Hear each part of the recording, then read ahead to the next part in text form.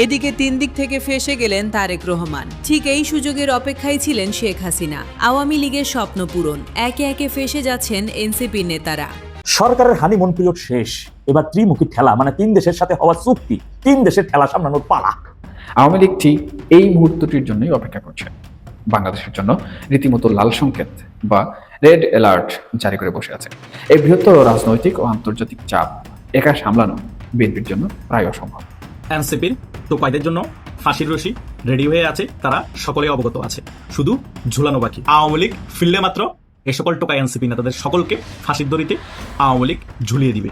এবার পাল্টা চাল দিতে চলেছেন শেখ হাসিনা। সাবেক প্রধান উপদেষ্টা মোহাম্মদ ইউনূসের বিরুদ্ধে দেশের সমস্ত আদালতে মামলা রুজু করতে আওয়ামী লীগের সমস্ত নেতা কর্মী সমর্থকদের নির্দেশ দিয়েছেন তিনি। শেখ হাসিনা সম্প্রতি নির্দেশ দিয়েছেন অন্তর্বর্তী সরকারের সময়ে যে যেখানে আক্রান্ত হয়েছেন তারা যেন সাবেক প্রধান উপদেষ্টার নাম জড়িয়ে মামলা দায়ের করেন। দর্শক, নতুন একটা নিউজ আপনাকে স্বাগতম। প্রিয় দর্শক, বাংলাদেশের যে বর্তমান রাজনৈতিক প্রেক্ষাপট এবং যে পরিস্থিতির সৃষ্টি হয়েছে তারই আলোকে আপনাদের সামনে কয়েকটা গুরুত্বপূর্ণ খবর নিয়ে হাজির হয়েছি, যার কিছুটা অংশ বিশেষ ইতিমধ্যেই ভিডিও শুরুতেই দেখেছেন। দর্শক, ভিডিওর শুরুটা দেখেই কিন্তু বুঝতে পেরেছেন যে আজকের নিউজটা ঠিক কতটা গুরুত্বপূর্ণ এবং ঠিক কোন বিষয়টাকে ইঙ্গিত করছে। তাই বলবো, যারা ভিডিওটি অন করেছেন না টেনে সম্পূর্ণ নিউজটি মনোযোগ সহকারে দেখতে থাকুন, তাহলে আজকের মূল বিষয়টা বুঝতে পারবেন। তো দর্শক, আর দেরি না করে চলুন দেখে আসবো আজকে সেই কাঙ্ক্ষিত ভিডিওগুলো। তবে তার আগে বলবো, যারা এখনো চ্যানেলটি সাবস্ক্রাইব করেননি অবশ্যই চ্যানেলটি সাবস্ক্রাইব করে পাশে থাকা বেল আইকনটি ক্লিক করে দিন। আর যারা ইতিমধ্যেই চ্যানেলটি সাবস্ক্রাইব করে রেখেছেন তাদেরকে অসংখ্য ধন্যবাদ। তো চলুন দর্শক, ভিডিওটিতে একটি লাইক দিয়ে আমরা ধারাবাহিকভাবে সবগুলো ভিডিওর আলোচনা দেখে আসি।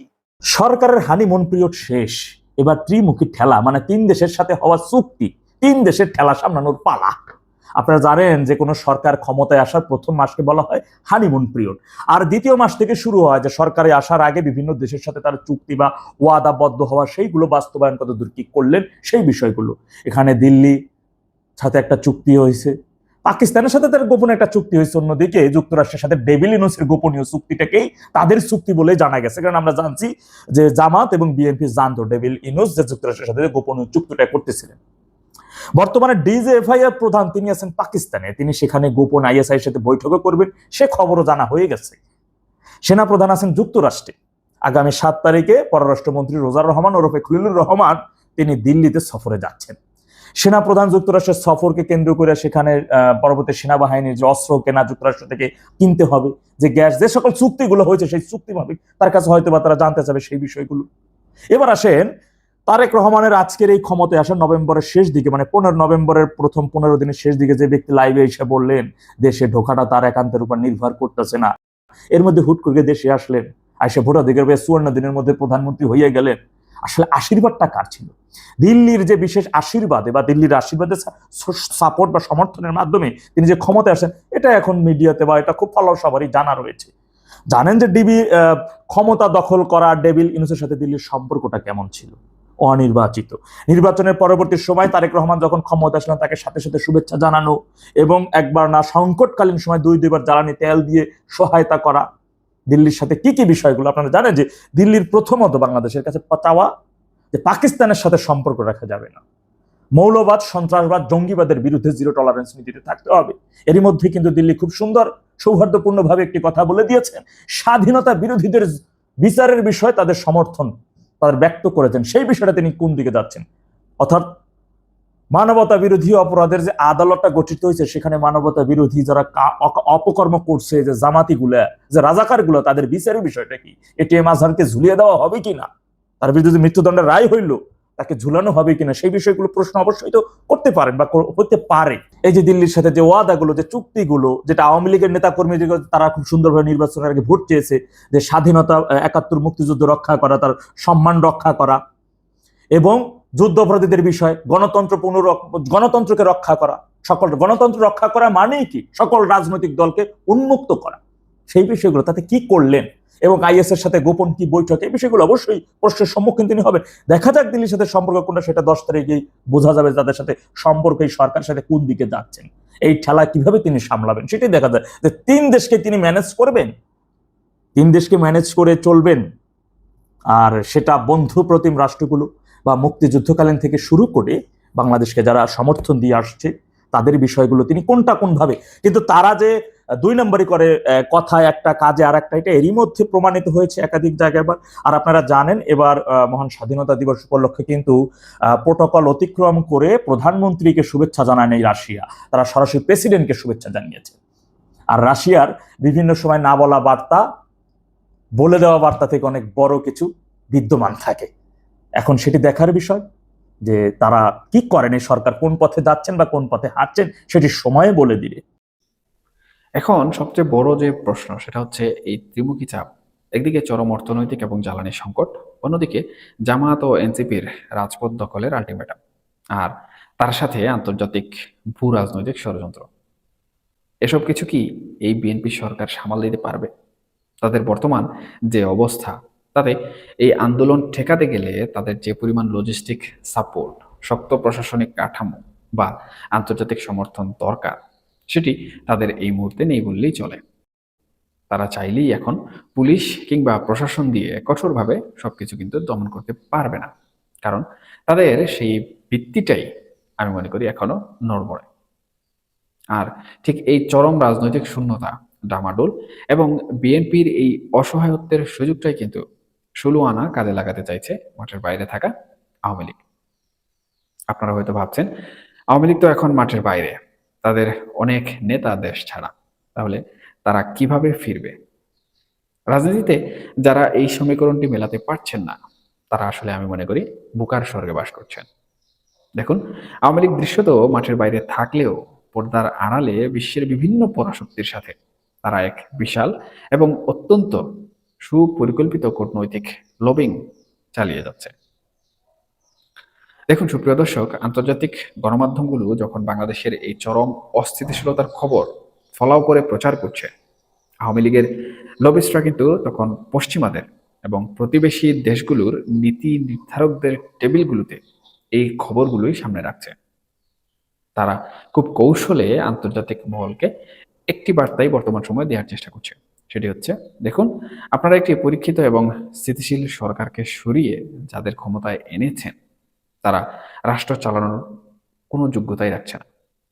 আওয়ামী লীগ বোঝানোর চেষ্টা করছে যে তাদের শাসনামলে অন্ততপক্ষে দেশ একটা অর্থনৈতিক স্থিতিশীলতার মধ্যে ছিল, ভূ রাজনৈতিক ভারসাম্য তারা বজায় রাখতে পেরেছিল।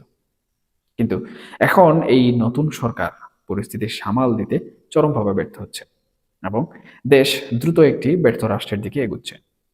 বিশ্ব পরাশক্তিগুলো কিন্তু এখন বুঝতে পারছে যে বাংলাদেশে একটি শক্তিশালী, অভিজ্ঞ এবং দীর্ঘমেয়াদী ভীষণ সম্পন্ন শাসক দলের অভাব কতটা প্রকট। খুব অদ্ভুত ঠেকতে পারে, কিন্তু মাঠের বাস্তবতা হচ্ছে জামাত ও এনসিপির এই সম্ভাব্য তীব্র আন্দোলন যখন বিএনপি সরকারের গলার কাটা হয়ে দাঁড়াবে, তখন নিজেদের গদি বাঁচাতে এবং রাষ্ট্রযন্ত্রকে সম্পূর্ণ ভেঙে পড়ার হাত থেকে রক্ষা করতে বিএনপিকে হয়তো বাধ্য হয়েই একটি অলিখিত সমঝোতার পথে হাঁটতে হবে। কারণ এই বৃহত্তর রাজনৈতিক ও আন্তর্জাতিক চাপ একা সামলানো বিএনপির জন্য প্রায় অসম্ভব। আর আওয়ামী লীগ ঠিক এই মুহূর্তটির জন্যই অপেক্ষা করছে। তারা শুধু নিজেদের উপর থেকে নিষেধাজ্ঞা তুলে নিয়ে রাজনীতিতে নাম সর্বস্বভাবে ফিরে আসতে চাইছে না কোনোভাবেই। তাদের চোখটা অনেক গভীরে।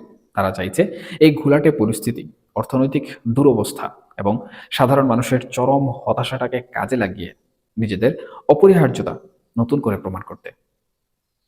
এবং তারা প্রমাণ করতে চাইছে এই দুর্যোগের মুহূর্তে বাংলাদেশ নামক রাষ্ট্রযন্ত্রটি টেনে তোলার মতো রাজনৈতিক এবং কূটনৈতিক দক্ষতা এই মুহূর্তে কেবল তাদেরই আছে।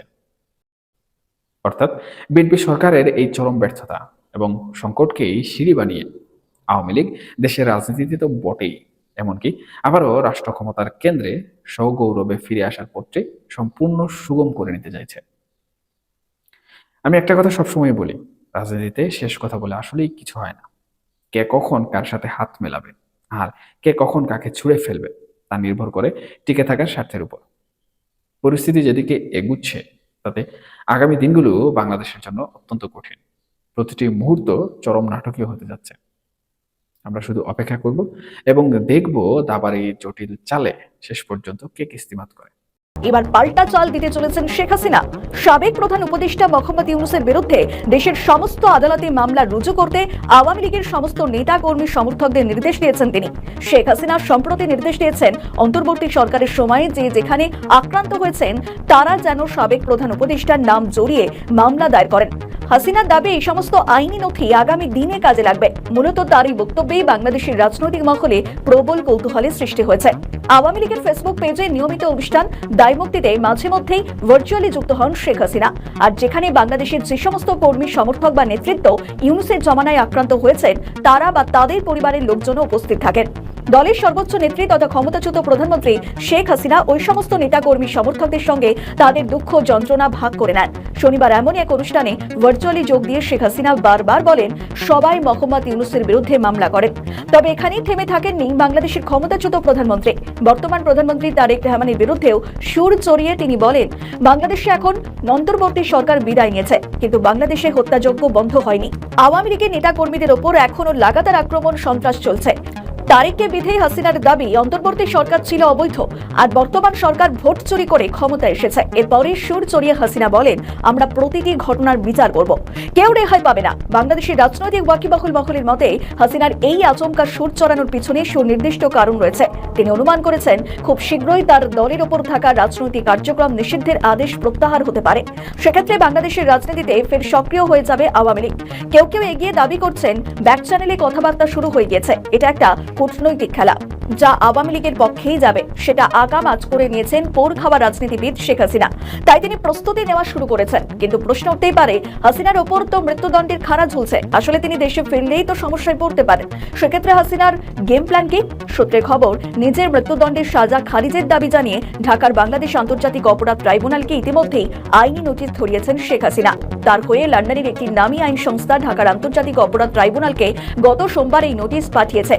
জানা যাচ্ছে বুধবার ট্রাইব্যুনালের হাতে সেই নোটিশ পৌঁছেছে আর ওই নোটিশে বলা হয়েছে তার বিচারকে সম্পূর্ণ প্রহসন এবং আন্তর্জাতিক আইনের পরিপন্থী। সেই সঙ্গে ট্রাইব্যুনালকে শেখ হাসিনা আরও জানিয়েছেন ভবিষ্যতে কোনো মামলায় তার বিচারের যেন আন্তর্জাতিক মানদণ্ড অনুসরণ করা হয়। ওয়াকিবহুল মহলের মতে হাসিনার এই আইনি নোটিশ এমন একটা সময় ট্রাইব্যুনালের হাতে পৌঁছেছে যখন রাষ্ট্রসংঘ আওয়ামী লীগের নিষেধাজ্ঞা নিয়ে গুরুতর প্রশ্ন তুলে বাংলাদেশ সরকারকে চিঠি পাঠিয়েছে। সংশ্লিষ্ট মহলের দাবি এই দুটি বিষয় একে অপরের সঙ্গে জড়িত। শেখ হাসিনা বিগত কয়েক মাস ধরে আন্তর্জাতিক মহলে তার দলের ওপর অবৈধভাবে চাপিয়ে দেওয়া নিষেধাজ্ঞা নিয়ে তদবির করেছিলেন। রাষ্ট্রসংঘ থেকে শুরু করে একাধিক আন্তর্জাতিক খ্যাতিসম্পন্ন মানবাধিকার সংগঠনের পাশাপাশি ইউরোপের একাধিক দেশেও আওয়ামী লীগ তদবির করছেন। তাদের দাবির সপক্ষে প্রমাণিতি পেশ করেছে। এর ফল পেতে শুরু করেছেন শেখ হাসিনা। অপরদিকে তারেক রহমানের সরকার প্রথম থেকেই বলে এসেছে শেখ হাসিনা সহ আওয়ামী লীগ নেতাদের বিচারের বিষয়ে সরকার আইনি পথে চলবে। ফলে এটাই মোক্ষম সময়। আর এই সময়ে ট্রাইব্যুনালকে আইনি নোটিশ ধরালেন হাসিনা। আবার দলীয় নেতাকর্মীদের নির্দেশ দিলেন ইউনূসের বিরুদ্ধে ঝাঁকে ঝাঁকে মামলা দায়ের করার, যাতে সরকারও বিভ্রান্ত হয়ে যায়। এটাই হাসিনার মতো একজন রাজনীতিবিদদের সফল চাল হয়ে উঠতে পারে। এনসিপির টোকাইদের জন্য ফাঁসির রশি রেডি হয়ে আছে, তারা সকলে অবগত আছে, শুধু ঝুলানো বাকি। যতদিন বিএনপি সরকার ক্ষমতায় আছে ততদিনই এই সকল টোকাই এনসিপি নেতাদেরকে ফাঁসির দড়িতে ঝুলানো যাবে না। এনসিপি টোকাইরা ভালো করেই জানে, কারণ বিএনপিকে ব্ল্যাকমেল করে সিস্টেমেটিক ভাবে পুলিশ হত্যার বিচার আটকাইয়ে রাখতে পারবে এবং অন্যান্য বিষয় নিয়ে বিএনপিকে ব্ল্যাকমেল করতে পারবে। কিন্তু তারা এও ভালো করে জানে আওয়ামী লীগ ফিরলে মাত্র এই সকল টোকাই এনসিপি নেতাদের সকলকে ফাঁসির দড়িতে আওয়ামী লীগ ঝুলিয়ে দিবে। এই ব্যাপারটাও বিএনপি ভালো করে জানে। সে কারণে বিএনপিকে যেভাবে অন্য বিষয় নিয়ে এই সকল এনসিপি টোকাইরা ব্ল্যাকমেল করতে পারছে, বিএনপিও সিস্টেমে এই বিষয়টা নিয়ে এনসিপিকে ব্ল্যাকমেল করতে পারছে। সেই কারণে এই সকল টোকাই এনসিপি নেতারা এবং বিএনপি একে অপরের পরিপূরক। দেখেন না, সংসদের মধ্যে মুক্তিযুদ্ধ বিরোধী যত কথাই বলুক না কেন এনসিপি এবং জামাত বিএনপি চুপচাপ হয়ে বসে থাকে। মামু ভাইগনারা মাঝে মধ্যে সংসদে যায় মস্কারি করার জন্য। আমরা সকল কিছুই তো এখন মিডিয়ার বদলতে দেখতে পাই, তাই নয় কি? কিন্তু এটা লিখে রাখুন আপনারা, আওয়ামী লীগ ক্ষমতায় আসা লাগবে না। আওয়ামী লীগ যদি রাজনীতিতে আগের রূপে শুধু ফিরতে পারে, এদের ফাঁসিতে ঝুলানো লাগবে না। সাধারণ জনগণ এদেরকে রাস্তায় পেলে ছিঁড়ে ফেলবে, কি এমপি হোক কি এনসিপি নেতা হোক। কারণ বাংলাদেশের সাধারণ জনগণ ভালো করেই জানে এরা যে জনগণের ভোটে এমপি হয়নি। প্রশাসনিকভাবে আগে থেকে কে কোন আসন জিতবে ঠিক করা ছিল, অটোমেটিক্যালি ভাবে তাদেরকে ওই আসন দিয়ে দেওয়া হয়েছে এবং প্রশাসনে ভোট দিয়ে এদেরকে জিতিয়ে দিয়েছে। হালকা পাতলা বিএনপি সমর্থক এবং জামাতের সমর্থক হয়তো ভোট কেন্দ্রে গিয়েছিল। এটাই রিয়েলিটি, কেউ মানুক আর না মানুক। কারণ এই সকল টোকাই এনসিপি নেতারা 5 আগস্টের পরবর্তী সময় থেকে শুরু করে এখনো অবধি বাংলাদেশে মবের জনক হিসেবে থাকবে। আওয়ামী লীগের সাধারণ নেতা কর্মীদের উপর যে পরিমাণ মব করেছে 17-18 মাস ধরে, এটা বাংলাদেশের ইতিহাস আর কখনো হয়নি যে অন্য মতাদর্শের রাজনৈতিক কর্মীদের সাথে এই ধরনের মব। আওয়ামী লীগের 17 বছরের শাসনামল, 16 বছরের শাসনামলও কিন্তু দমন নিপীড়ন হয়েছে, কিন্তু এত পরিমাণে জামাত শিবিরের উপর এবং বিএনপির কর্মীদের উপর আওয়ামী লীগের নেতা কর্মীরা মব করেনি। যদি মবই করতো 16-17 বছরের কয়েক লক্ষ জামাত শিবির এবং বিএনপি নেতাদেরকে মেরে ফেলতে পারতো, এবং আওয়ামী লীগ চাইলে এই বিএনপি এবং জামাত শিবির বলতে কোনো রাজনৈতিক দলও থাকতো না। বিএনপিরা খুব আরামেই ব্যবসা বাণিজ্য করেছে, হয়তোবা শীর্ষ পর্যায়ের কিছু নেতাদেরকে গ্রেপ্তার করা হয়েছে, হয়রানি করা হয়েছে, এবং মধ্যম পর্যায়ের কিছু নেতাও গ্রেপ্তার হয়রানি হয়েছে, কিন্তু প্রায় নেতা আরামে বুক ফুলিয়ে বাংলাদেশে চলেছে, ব্যবসা বাণিজ্য করেছে, তাদেরকে কোনো ধরনের মব করা হয়নি। কিন্তু এখন তার উল্টোটা 17-18 মাস পরেও চলমান আছে। বিএনপি ক্ষমতায় আসার পরও কোনো পরিবর্তন হয়নি, বরং আরো বেড়ে গিয়েছে। মিডিয়া ভয়ে প্রচারও করতে পারছে না, বিভিন্ন জায়গায় মব করা হচ্ছে, গণদোলাই দেওয়া হচ্ছে, অনেক জায়গায় মারা যাচ্ছে আওয়ামী লীগের সাধারণ কর্মীরা, অনেককে মেরে জেলে ঢুকিয়ে দেওয়া হচ্ছে। সো এই টোকাই সমন্বয়কদের দেখানো পথেই হাঁটছে বিএনপির নেতা কর্মীরা। টোকাই সমন্বয়কগুলা 16-17 মাসে বাংলাদেশ থেকে হাজার হাজার কোটি টাকা পাচার করেছে। এটারও কোনো বিচারের হবে কিনা বাংলাদেশে আমরা বুঝতে পারছি না, যতদিন বিএনপি সরকার থাকবে। এরা যে এত হত্যা গুমের সাথে জড়িত, এটারও কোনো বিচার হবে কিনা বাংলাদেশে আমরা এখনো জানি না, এবং পুলিশ হত্যা তো বিচার হবেই না, সেটা মোটামুটি আমরা বুঝতে পেরেছি। তার মানে এ সকল টোকাই সমন্বয়করা এত কিছু করার পরও তারা বেঁচে যাচ্ছে। তাই বাংলাদেশে এদের বিচার করার জন্য বাংলাদেশের রাজনীতিতে আওয়ামী লীগকে ফিরে আনা প্রয়োজন। আর আওয়ামী লীগ যদি ফিরে আসতে পারে, এদেরকে ফাঁসির দড়িতে ক্ষমতা আসার পর ঝুলানো লাগবে না, অটোমেটিক্যালি ভাবে বাংলাদেশের জনগণ তাদেরকে গণধোলাই দিয়ে মেরে ফেলবে, কিছু ভয়ে বঙ্গোপসাগরে পাড়ি দিবে, কিছু পালাতে গিয়ে মরবে, অটোমেটিক্যালি ভাবে এদের শাস্তি হয়ে যাবে। এটাই রিয়েলিটি। সো আরো কিছু ধৈর্য ধরুন, 2 বছরের কাছাকাছি হয়ে গিয়েছে, আরো হয়তো কিছু মাস বা কিছু বছর ধৈর্য ধরতে হবে। এদের শাস্তি জনসম্মুখে দেখতে হলে, এদেরকে ফাঁসির দড়িতে ঝুলাতে হলে আরো কিছু সময় অপেক্ষা করতে হবে। এখনো বাংলাদেশের সাধারণ জনগণ জিদে ফেটে যাচ্ছে। এরা তো সংসদে গিয়ে এখনো মুক্তিযুদ্ধ বিরোধী কথা বলছে, এরা এখনো সংসদে গিয়ে চাপাবাজি করছে, এদের নেতারা এখনো বিভিন্ন মিডিয়ার সামনে এসে বক্তব্য দিচ্ছে, চাপাবাজি করছে। এগুলো দেখে আওয়ামী লীগের সাধারণ কর্মীরা এবং সাধারণ জনগণ মেনে নিতে পারছে না। এই টোকাই আসিফ মাহমুদ কিছুদিন আগে ডিপ স্টেটের ব্যাপারে খোলাসা করেছে যে ডিপ স্টেট সমর্থন দিয়েছে বিধায় আমরা এতবার একটি গণঅভ্যুত্থান করতে পেরেছি, এবং গণঅভ্যুত্থানের পরে যে সরকার গঠিত হয়েছে ওই সরকার যাতে 2029 সাল পর্যন্ত থাকে সেই ব্যাপারে ডিপ স্টেট আমাদেরকে সহযোগিতা করে বলেছে। তার মানে চিন্তা করেন, আমেরিকার সিআইএ এর সহযোগিতায় এবং পাকিস্তানের আইএসআই এর সহযোগিতায় তারা বাংলাদেশের জঙ্গি হামলা ঘটিয়ে সুন্দর একটি বাংলাদেশকে ধ্বংস করেছে, পুলিশ হত্যা করেছে এবং সাধারণ জনগণকে হত্যা করে শেখ হাসিনা সরকারের পতন ঘটিয়েছে। এরপরে 5 আগস্টের পরবর্তী সময় বাংলাদেশে অগণিত আওয়ামী লীগের সাধারণ কর্মীদেরকে গণধোলাই দিয়ে মেরেছে, কিছু জেলে প্রেরণ করেছে, আর কিছু ভয়ে বিদেশে পালিয়ে গিয়েছে।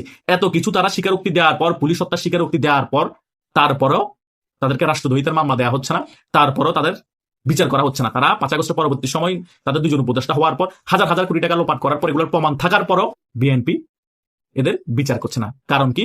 কারণ হচ্ছে বিএনপির সাথে আলাপ করেছে নির্বাচনের টাইমে, আপনার মামু, আমরা ভাইগনা, আমরা বিরোধী দল থাকবো, আপনাদেরকে ক্ষমতা বুঝিয়ে দিব, আমাদেরকে এত আসন দিয়ে, সকল কিছু ঠিকঠাক, কিন্তু আমাদের বিচার করা যাবে না।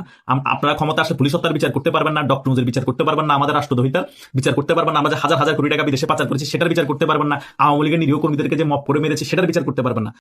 বিএনপিও রাজি হয়ে গিয়েছে, নির্বাচনটা হয়ে গিয়েছে, সিস্টেমেটিক ভাবে বিএনপি ক্ষমতায় চলে এসেছে। এর টোকায় আসিফ মাহমুদরা, এর টোকায় এনসিপি নেতারা, জামাত ইসলাম এবং ডক্টর মুস অনেক চেষ্টা করেছে আমেরিকার সহায়তায় নির্বাচন না দিয়ে থাকতে, কিন্তু ভারতের কূটনীতিক খেলার কাছে ভারত অপশন বি ব্যবহার করে বিএনপিকে সমর্থন দিয়ে নির্বাচনটা করিয়ে নিয়েছে। করিয়ে নেওয়ার পরে তো এখন তারা পাগল হয়ে গিয়েছে, এখন তারা বোঝানোর চেষ্টা করছে যে আমরা দেশে গণতান্ত্রিক প্রক্রিয়া ফিরিয়ে আনার জন্য আমরাই নির্বাচন দিয়েছি। এটা ডাহা মিথ্যা কথা। এটা নিয়ে আমি একটি আলাদা ভিডিও করেছি, আপনারা হয়তো যারা দেখেছেন তারা ক্লিয়ারলি বুঝতে পেরেছেন। তাই এই সকল টোকাই সমন্বয়কদের কোনো বিচার হবে বা এরা কোনটা হবে বা বিদেশ পালিয়ে যাবে যতদিন বিএনপি ক্ষমতায় আছে।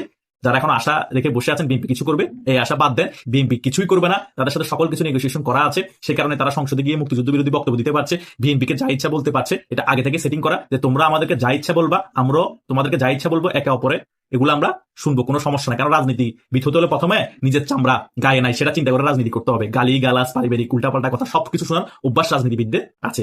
সো এগুলো আপনারা যেগুলো দেখতে পাচ্ছেন এগুলো সকল কিছুই আমার থেকে মনে হয় নাটকের অংশ, তাছাড়া আর কিছুই না। এদের ফাঁসির দড়িতে ঝুলাতে হলে একমাত্র আওয়ামী লীগকে বাংলাদেশের রাজনীতিতে ফিরে আসতে হবে, এবং এদেরকে অনায়াসে যদি সিস্টেমেটিক ভাবে লটকায় ফেলতে হয় তাহলে আওয়ামী লীগকে ক্ষমতায় আসতে হবে। তাছাড়া এদেরকে কিছুই করা যাবে না। বাংলাদেশের জনগণ হুজুগে এদেরকে কিছুই করতে পারবে না। বাংলাদেশের জনগণ শুধু রাগ ক্ষোভ জমিয়ে রাখতে পারবে, এতটুকু পর্যন্ত সীমাবদ্ধ থাকবে। আর এদেরকে কিছু করতে হলে বাংলাদেশ আওয়ামী লীগের রাজনীতিতে ফিরে আসতে হবে, বা বাংলাদেশ আওয়ামী লীগকে বাংলাদেশের রাজনীতিতে ফিরে এসে আবার ক্ষমতায় আসতে হবে। তাছাড়া আর কোনো উপায় নেই। এটাই হচ্ছে বাস্তবতা, কেউ মানেন আর না মানেন। তো দর্শক, দেখলেন আজকের সবগুলো ভিডিও। আর এই ভিডিওগুলো সম্পর্কিত যদি কোনো তথ্য বা মতামত থাকে তাহলে তো অবশ্যই কমেন্ট করে জানিয়ে দিন। এতক্ষণ সাথে থাকার জন্য ধন্যবাদ। নিউজটি শেষ করছে এখানেই, ফিরছে আগামী ভিডিওতে নতুন কোনো টপিক নিয়ে। আল্লাহ হাফেজ।